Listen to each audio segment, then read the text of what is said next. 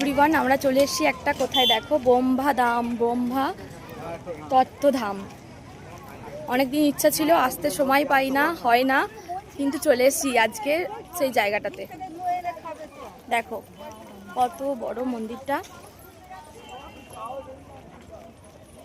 বর্ণালী আছে, ওদিকে ছেলে মেয়ে আছে, আর আমার বর আছে।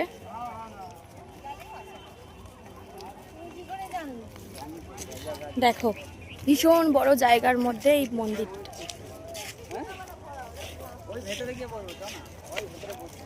আমাদের একটু এগিয়ে নিয়ে যা। কত বড় মন্দির।